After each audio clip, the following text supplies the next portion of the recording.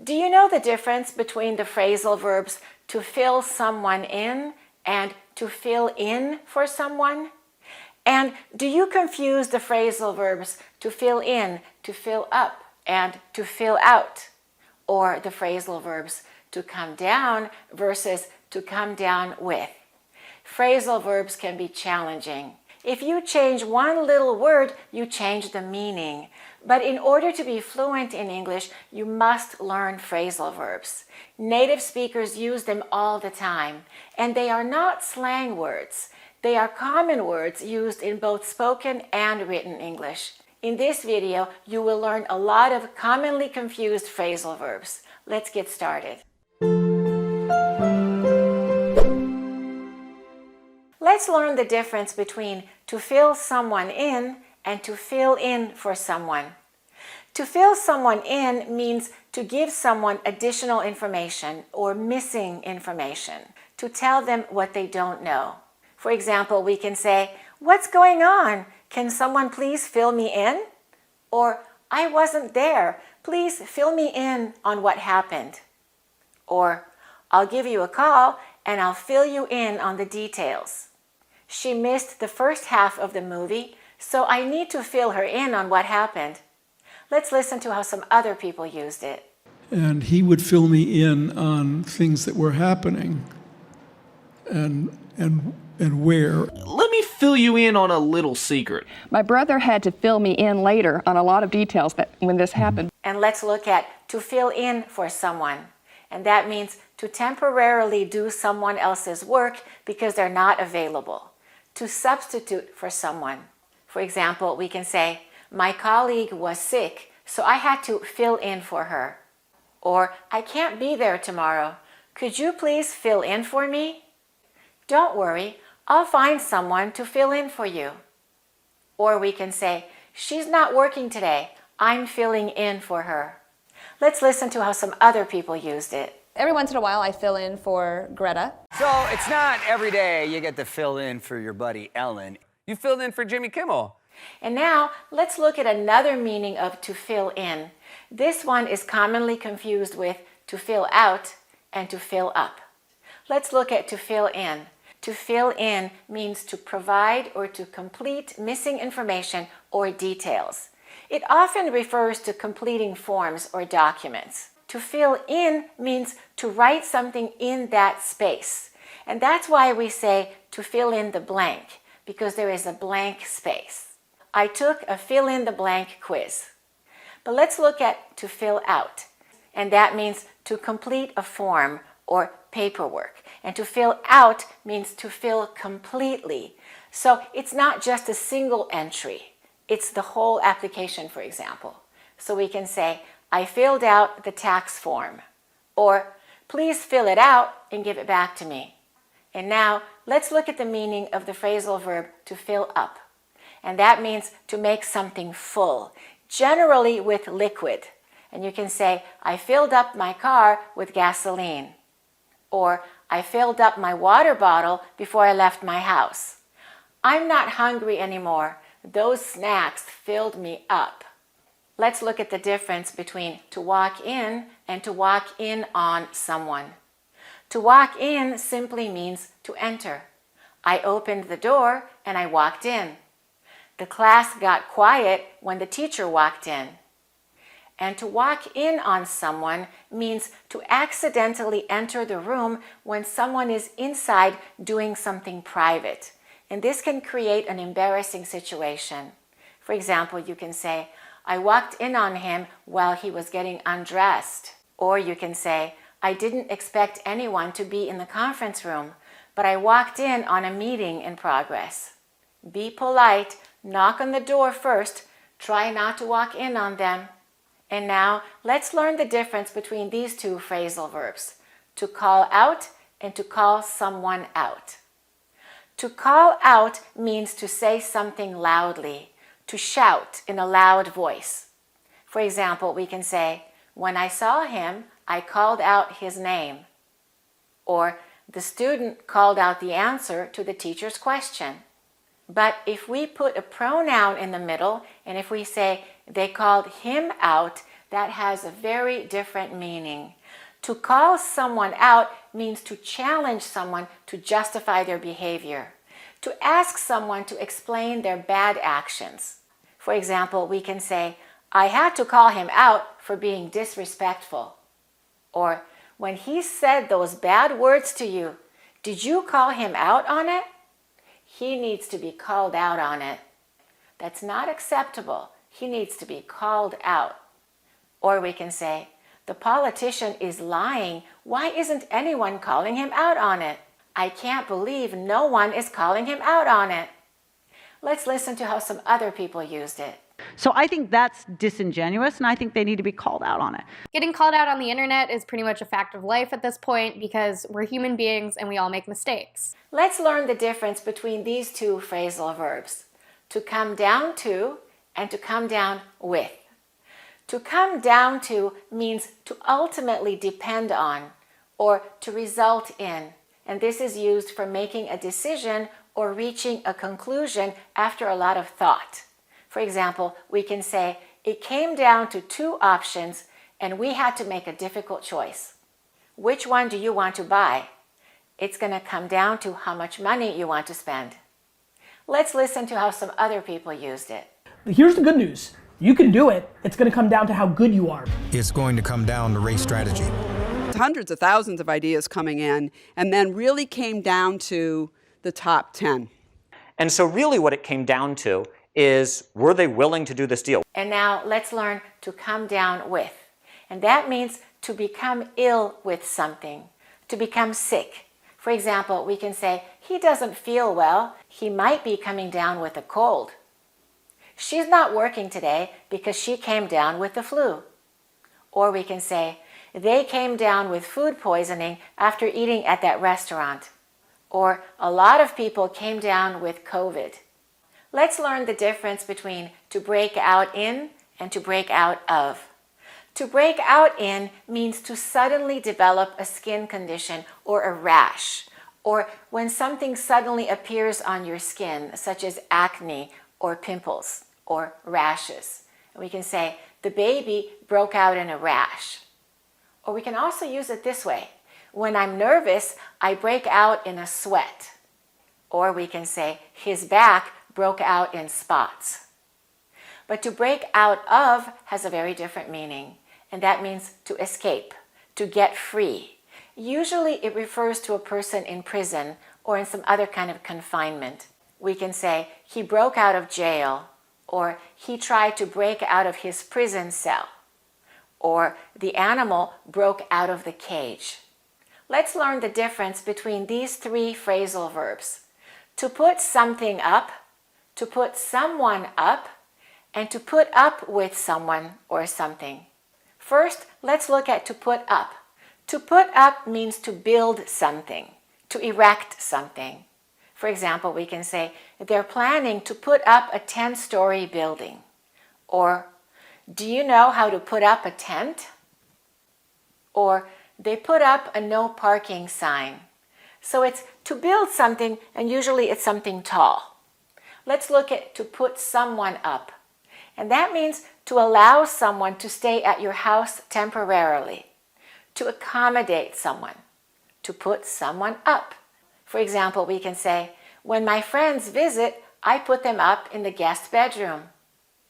Or, can you put me up for a few nights? I can't find a hotel. Or, my company put me up in a really nice hotel. Let's listen to how some other people used it. And they put me up at their house that night. He put me up in a penthouse apartment. Let's listen to how Drake explained it in my new course, Phrasal Verbs for Fluent English. To put up with is a way to say that you have to deal with something even though it might be annoying to you or at an inconvenience for you. I have to put up with so much stress at work. You know, I have to deal and manage with all this stress. I have to put up with it. You might have to put up with a loud barking dog and it's keeping you up all night long. I had to put up with this all night long. The new course, Phrasal Verbs for Fluent English, contains 21 videos. Plus, there are downloadable audio files of the entire course. plus downloadable PDFs of the meanings and almost 1,000 practice sentences, plus conversation practice exercises and multiple choice quizzes to test your progress. I promise you that this course will take your English to the next level. And now let's look at to put up with someone or something. And that means to tolerate or to endure something unpleasant or to tolerate bad behavior. For example, we can say, he's a bully. I'm tired of putting up with him. Or you can say, I'm tired of putting up with the noise. I've put up with it for a long time. I don't want to put up with it anymore. I have to find a new job. I simply can't put up with this job anymore. I can't put up with my boss. Let's look at the next 3 phrasal verbs that are all related to driving a car. To pull up, to pull over, and to pull into. Let's look at to pull up. That means to stop your car to get closer to the side of the road next to the curb or at a specific location. For example, we can say, the bus will pull up in front of the school. Or, he's home. I can see him pulling up in the driveway. Please pull up here and I'll get out of the car. And let's look at to pull over. To pull over means to move your car to the side of the road and to stop. Often because you need to stop or there's some kind of emergency. But it's really common to talk about the police. We can say, the police asked him to pull over. He was pulled over and given a speeding ticket. Have you ever been pulled over? If you say, I've been pulled over, everyone understands that you mean by the police. The police stopped me and they gave me a ticket. I had to pay an expensive fine. They pulled me over. Let's listen to how some other people used it. When I asked him why he pulled me over, he said I was suspicious. There are police officers who have pulled me over and have told me, you're not doing this very well. Next time you are pulled over by the police. And let's look at to pull into. To pull into means to steer your car to a particular space or location, such as a parking spot or a garage. We can say, I pulled into the garage. Or, I pulled into the gas station to fill up.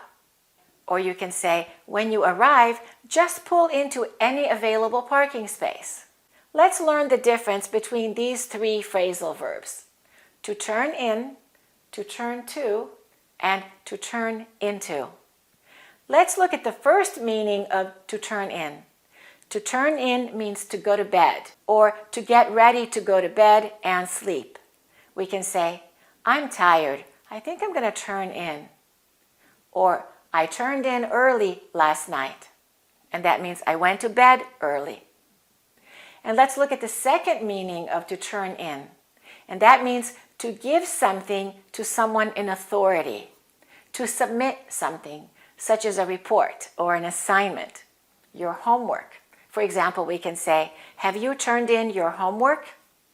Yes, but I turned it in late. I didn't turn it in on time. Or, I lost my wallet. I hope someone turns it in to the police. And let's look at to turn to. To turn to someone means to seek help or advice from someone. When I need advice, I turn to my older brother. Or we can say, who do you turn to when you have a problem? Or we can use it this way. If I have questions at work, I turn to my manager. Let's listen to how Drake explained it in my new course, Phrasal Verbs for Fluent English. To turn to someone is you're looking to them for help. You know, I turned to you in a moment of need, so you went to that person. It's important to have someone to turn to. Absolutely, yeah. I mean, I think we all need someone to turn to sometimes. It's just that person that you can rely on, that person that you can go to when you need something. I certainly have people I can turn to. And now, let's look at to turn into. To turn into means to transform or to change into something else, or to become. For example, we can say, when ice melts, it turns into water. Or, this is a great book. I hope they will turn it into a film. Or we can say, he turned his hobby into a successful career. Or our discussion turned into a big argument. Okay, now it's time for your review quiz. Let's find out how many of these you remember. Okay, let's get started. Let's look at the first question. I wasn't at the meeting yesterday. Can someone please blank, blank, blank on what happened? We've got 3 blanks there. What 3 words do we need? Fill me in. Can someone fill me in on what happened? Did you get that one correct? Let's go on to the next question. I'll have to miss work tomorrow. Can you blank blank for me? Fill in. Can you fill in for me? Let's go on to the next one. I'm not feeling well. I think I'm coming blank with a cold. Down. Coming down with a cold. Let's look at the next one. When I need someone to talk to, I turn blank my best friend. What's the correct answer? 2. I turn to my best friend. Let's go on to the next one. The teacher called the student blank for being disrespectful. Out. The teacher called the student out. Let's look at the next one. I'm tired. I'm planning to blank in early tonight. What's the verb? Turn. Turn in early tonight. Let's go on to the next one. I got an allergy and my skin broke blank blank spots. Out in. Broke out in. Broke out in spots. Let's go on to the next one. I'm tired of putting blank blank his bad behavior. 2 words. Up with. Putting up with his bad behavior. All right, and here's the final question. I was driving very fast and the police blank me blank. What did the police do? Pulled me over. The police pulled me over, or I was pulled over by the police. How did you do? If you made some mistakes, watch this video again. Also, practice making your own sentences and say them aloud. That way, you're much more likely to remember them and to use them spontaneously when you're speaking English. And make sure to get my online course, Phrasal Verbs for Fluent English. You will learn the most important English phrasal verbs. To get the course, go to AccurateEnglish.com. Thanks for watching and keep practicing your English. This is the perfect time to work on your English fluency and save $200 when you get the super bundle of all 3 of my courses. The American Accent course, 400 advanced words you must know for fluent English, and Phrasal Verbs for Fluent English. Go to AccurateEnglish.com.